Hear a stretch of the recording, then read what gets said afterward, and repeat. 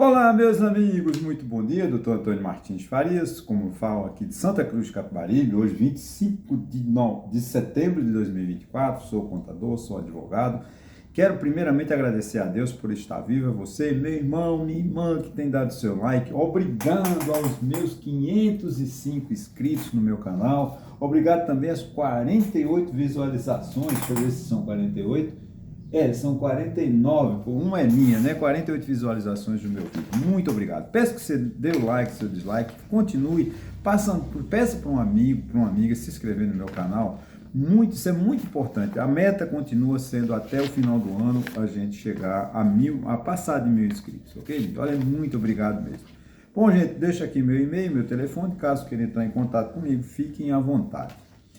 Hoje eu confesso que fiz algumas anotações aqui, mas não dei o nome nem título ao vídeo, porque eu não sei o que acontece, né? O Banco Central, eu poderia criar, o Banco Central puxa a orelha de Lula, mas isso me conota uma certa violência, puxar a orelha.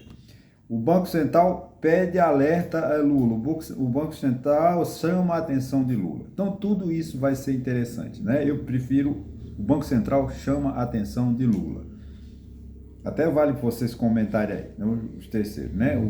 Qual é o melhor título? Eu vou colocar esse, né? O Banco Central chama a atenção de Lula. Em primeiro lugar, é o seguinte: o Banco Central, uma das suas principais funções é o controle da moeda, controle do crédito, sistema bancário, que é muito eficiente. É uma autarquia altamente eficiente, altamente técnica, não se discute isso.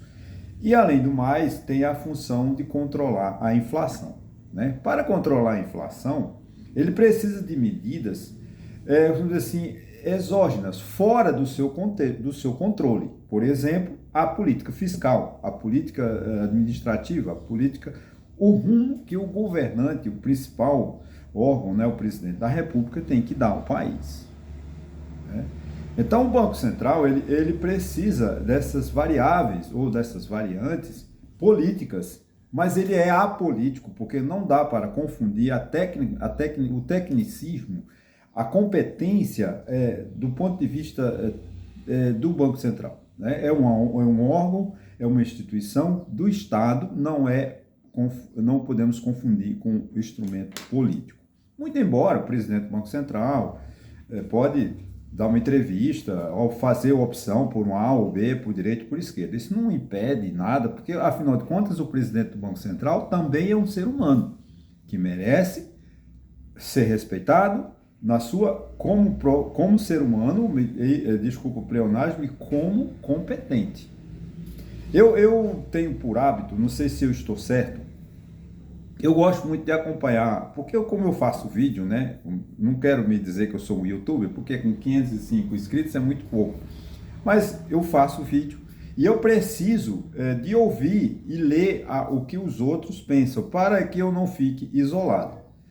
Mas eu geralmente anulo a inscrição, ou cancelo a inscrição. Por exemplo, eu ouço um filósofo de São Paulo, por exemplo. Aí ele critica outro filósofo, fazendo pouco caso, desmerecendo o conhecimento daquele filósofo, só porque aquele filósofo pensa o contrário dele. Eu não ouço mais esse. Porque eu tenho que separar a política da economia, a economia da questão ideológica, né? Então, o Banco Central, ele é uma instituição que eu não estou aqui defendendo nem condenando. Ele é apenas, eu tenho consciência da competência do Banco Central e que tem dado certo. Ele tem controlado a economia, tem controlado a inflação, né? O problema é que o governo do Lula, ele tem adotado como meta, como principal função, sempre foi uma característica do Partido dos Trabalhadores, nós elegemos o Lula, eu votei no Lula, sei disso, né? Que é pela uma capacidade expansionista através do gasto público, né? O Lula quer gastar, mas tem que ter uma responsabilidade, não é só gastar, porque a conta vem, né? Depois vem aonde? Nos juros e na inflação. Então essa política econômica, vamos dizer assim, essa política fiscal expansionista que o governo do Partido dos Trabalhadores está fazendo, coloca em risco a nossa economia. Não resta dúvida, porque ele aumenta o consumo do Estado e das famílias. Gera o quê? Mais inflação. Porque a oferta é pouca, vai ter pouco produto, o povo vai para o mercado consumir, o preço aumenta e vem inflação. E inflação, queremos ou não, gostemos ou não, é o pior imposto para o pobre. É um imposto invisível, porque o pobre, coitado, aquele que ganha o salário mínimo, não tem ideia o que é inflação. Ele não sabe o que é inflação, como eu também não sei. Né? Sinceramente, eu não sei o que é inflação. Muitas vezes, que eu não sou um economista. Mas eu percebo o preço, o aumento exagerado dos preços nos supermercados.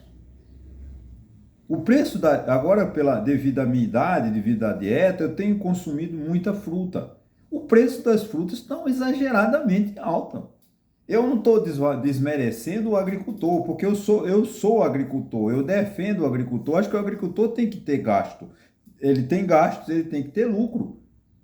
Agora, não é possível 1 quilo de banana, que era aquela velha política, o preço de banana, isso acabou, porque a banana está caríssima. Né? A mesma forma a manga, a mesma forma os legumes, né? Estão muito caros. 1 quilo a 17 reais um quilo de pimentão. Como eu vi no super, comprei ontem pimentão, não vi o preço. Se eu tivesse visto, não tinha comprado. Ia mudar, ficar a carne moída sem temperar, em função disso. Mas o governo insiste nessa questão da expansão. Né? O governo Lula insistiu com o presidente do Banco Central, brigou, e condenou o aumento a manutenção. Veja bem, o que o presidente, quando o Lula ficou bravo com o presidente do Banco Central, era porque o Banco Central estava mantendo a taxa de juros num determinado patamar. Agora, como ele indicou, a boa parte da diretoria também já indicou o futuro presidente do Banco Central, silenciou o PT. Ninguém vê o PT falar de política monetária. E houve um aumento de juros. E vai aumentar novamente. Em novembro, quando o Conselho Monetário Nacional se reunir, provavelmente vão aumentar mais 0,25, ou seja, vamos terminar em quase 12% de juros ao ano. Né? O Banco Central, por que o Banco Central tem aumentado a taxa de juros? A taxa de juros, ela não aumenta porque o presidente do Banco Central acha não é uma brincadeira. A taxa de juros da Selic, que remunera os depósitos intrabancos, né, entre eles, que não é a taxa de juros no mercado. A taxa de juros do mercado, quando eu for comprar numa grande supermercado, numa grande revendedora de produtos, geladeiras, etc., a taxa de juros é muito maior. Mas a gente está só falando da Selic, que é a taxa que remunera e dá recorrige impostos, essas coisas, né? Por causa da falta de transparência das contas públicas. Porque o governo não sabe o que quer. Por exemplo, nós temos uma meta, foi feito um acordo, é uma PEC, é uma lei que obriga que o governo, no final de 2024, tenha um déficit público zero. Agora, é claro, eles deram uma margem para cima, uma margem para baixo. Então o governo não sabe se vai gastar mais 28 bilhões ou vai gastar mais 56 bilhões. A gente não sabe. O governo até agora não dá, ele está em cima do muro. Nós estamos no mês de setembro. Outubro e novembro já acabou. O primeiro trimestre, só falta um trimestre, né, para o ano. Os 9 já foram embora. O mês de novembro, mês de setembro já está praticamente indo embora. Hoje são 25. Então resta-nos apenas outubro, novembro e dezembro. Essa é a grande questão, que o governo precisa de transparência, precisa de... eu sei, a gente tem que... Porque não adianta a gente querer... o governo vai gastar 28 bilhões a mais, ok, tem um déficit de 28 bilhões, ok, mas a gente sabe que não são 28 bilhões. Porque as despesas que ele fez para recuperar a economia do Rio Grande do Sul, justíssima, não estou aqui criticando, não entra na meta. As despesas que ele está despendendo sobre essa questão do apagamento do incêndio também não entra na meta. Então a gente sabe que o governo, nós gastamos só 28 bilhões. Não, o déficit foi de 68, 70 bilhões de reais. Porque não adianta você criar uma lei e dizer, eu não ponho essa despesa Eu vou gastar R$ 100, mas não coloco na despesa. Que diferença? Você está sem R$ 100 no seu bolso. Você pode, no meu livro caixa, eu dizer, eu não quero que esse livro caixa entre aqui, ou eu vou ter uma repercussão na minha receita, na minha entrada, na minha saída. Mas eu gastei R$ 100. Não adianta tapar o sol com a peneira. Então, o que a gente cobra do presidente Lula, do ministro da Fazenda, é transparência nas contas públicas. Gente, é dever do Estado. Não só do presidente Lula, mas dos prefeitos, dos governadores. É fundamental que a sociedade brasileira comece a ter essa ideia de cobrar do administrador eficiência, prestação de contas. Não é admissível, a essa altura do campeonato, que nós temos. Eu estava lendo uma matéria que a maioria das prefeituras que recebeu as emendas parlamentares não tem transparência. E não tem mesmo. Os municípios não têm transparência. Eles não se preocupam em informar o povo, ao munícipe, quanto gastou com saúde, quanto gastou com educação, porque eles não querem, eles querem cobrir isso. Nós estamos vendo agora, na campanha, como eu vi os debates de uns políticos essa semana aqui de Santa Cruz de Capibaribe e também de Taquaritinga do Norte, que eu não vou entrar no mérito, eles não apresentaram nenhuma proposta sobre os futuros 4 anos. Eles se acusaram entre si. Você empregou 300 pessoas da sua família. Você empregou mais 300 da sua família. Isso não resolve nada. E um ou outro tem um aloprado bolsonarista, desculpa, ele é bolsonarista, que quer aplicar as mesmas regras da empresa dele na prefeitura. Gente, não vai. A prefeitura não é uma empresa, assim como o governo de Pernambuco não é uma sociedade privada, de capital privado. Ela tem um peculiar, a administração pública é uma ciência que tem que ser cumprida, tem que ser aplicada as suas regras, os seus princípios. Nós precisamos dessa responsabilidade. Não é possível que a gente fique a vida inteira nesse enxuga-gelo. Vamos parar de enxugar. Nós temos muito enxugamento de gelo em relação à segurança pública, que é essa briga entre o tráfico de drogas e a polícia, que não vai chegar a lugar nenhum. A política de combate às drogas no Brasil não vai chegar a lugar nenhum, porque é errada, é o combate, é o Estado combatendo o traficante combatendo o Estado, que não vai chegar a lugar nenhum. Eu não sei o que fazer, agora é preciso que a gente pare e discuta isso. Outra coisa interessante, já caminhando para a finalização do meu vídeo, eu chamo a atenção aqui o seguinte, também é o presidente Lula. É notório que todo ano o presidente se desloca para Washington ou Nova York e faz um discurso na ONU. O discurso da ONU geralmente é para o público interno. O presidente vai aos Estados Unidos, fala para o público brasileiro. Mas nada impede, e deve ser também falar para o público externo, para o mundo. O presidente Lula fez um discurso, eu não vou criticar, não, ele fez um discurso interessante. Ele criticou a falta de perspectiva de paz na Ucrânia, né? Ele deplorou a crise humanitária em Gaza e na Cisjordânia, lastimou a expansão do conflito no Líbano, né? Isso tudo é verdade. Agora, uma coisa que me chama a atenção é que era o local adequado, né, para o presidente Lula fazer uma crítica à Venezuela, que é uma ditadura nossa vizinha. Acho que temos 8 quilômetros, não sei, 8 mil quilômetros de extensão entre a Venezuela. Temos o problema da imigração, venezuelanos que fogem para o Brasil, da ditadura. O Lula não desceu uma palavra contra a ditadura de Nicolás Maduro. Aí a gente diz, meu Deus, mas a ditadura é um problema interno, a ditadura da Venezuela é um problema interno da Venezuela. Não é não. A ONU é o palco, é a tribuna adequada do Estado revelar a posição contrária a ditaduras e a agressão aos direitos humanos. Afinal, da ONU é a organização mundial criada para a defesa dos direitos humanos. Então é lastimável, é lamentável que o governo Lula entre na ideologia de Celso Amorim, né, e dando ao país uma noção de foco para o mundo, para o chamado sul global. Ele quer se posicionar, não vai se posicionar desta forma. A gente sabe que o presidente Lula, se quiser ser um líder global, ele precisa de tomar posições.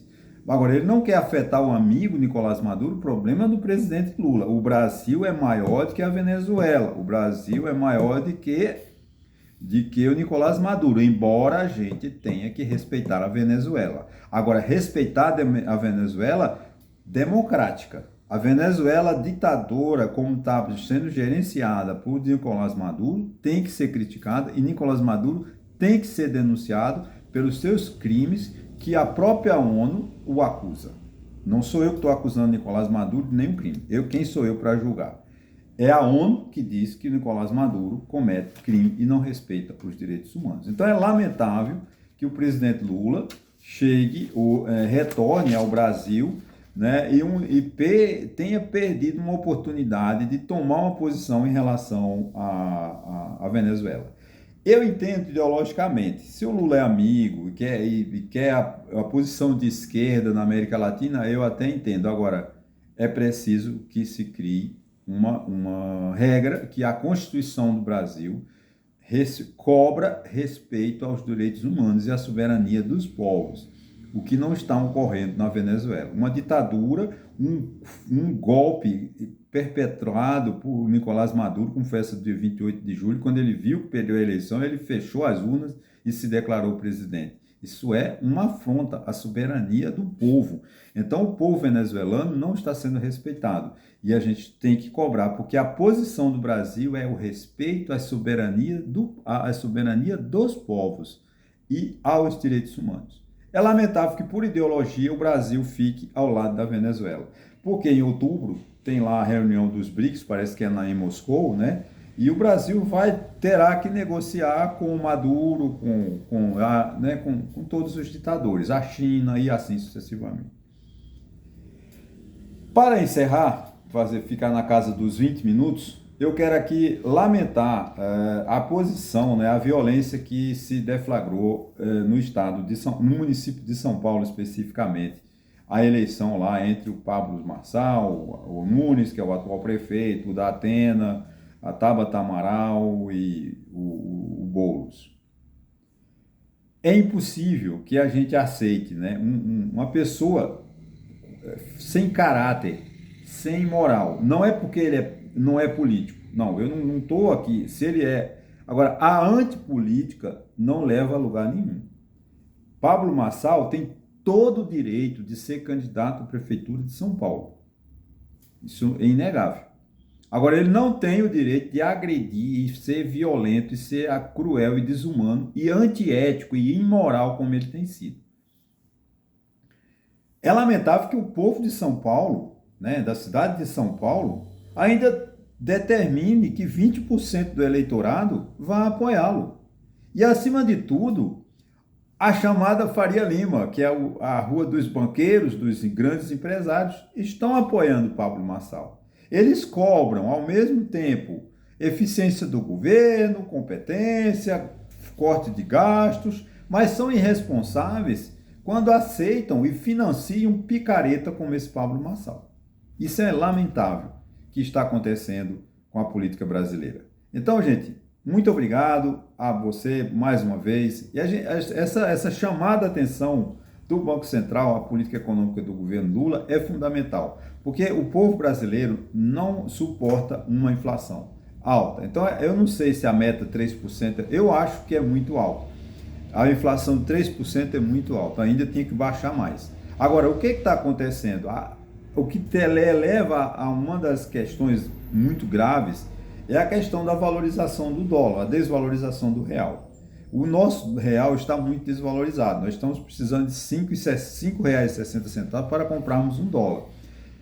Isso eu não sei se é uma fase especulativa, sinceramente eu não posso afirmar. Agora, isso por quê? Porque o mundo não está confiando no Brasil.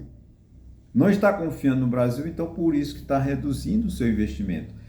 E a confiança do empresário mundial você tem que segurança jurídica, você tem que ter segurança econômica e que o governo tenha condições de arcar com suas despesas. Coisa que, infelizmente, nós não temos. nós estamos patinando na segurança jurídica, nós estamos patinando também nas contas públicas. O governo não se responsabiliza pelo que gasta. E o STF, apesar de a gente estar respeitando o FGTS, respeitando as decisões do STF, ele não dá uma conotação, uma segurança jurídica que a gente está pretendendo. Infelizmente, porque o STF ele entrou num viés político e está lá muito ideológico, né? Os 20% de Bolsonaro e os 80% de Lula. Isso é lamentável para uma corte da importância que é o Congresso, ou que é o Supremo Tribunal Federal. O meu respeito a todos os ministros do STF, o meu respeito a todas as decisões do STF. Agora é preciso que o STF, competência de seu presidente, pelo qual tenho um profundo respeito, uma profunda admiração, pelo atual presidente do STF. Tenho livros dele aqui, sou fã incondicional do atual presidente do STF. Agora, ele é preciso que ele chame seus pares e dê uma resposta. Desvincule a política do STF. Isso a gente precisa de uma corte que realmente julgue conforme a lei, conforme a Constituição e que exija o cumprimento da nossa Constituição. Muito obrigado, um bom final de semana, não, hoje é apenas quarta-feira, e até sexta-feira. Um abraço.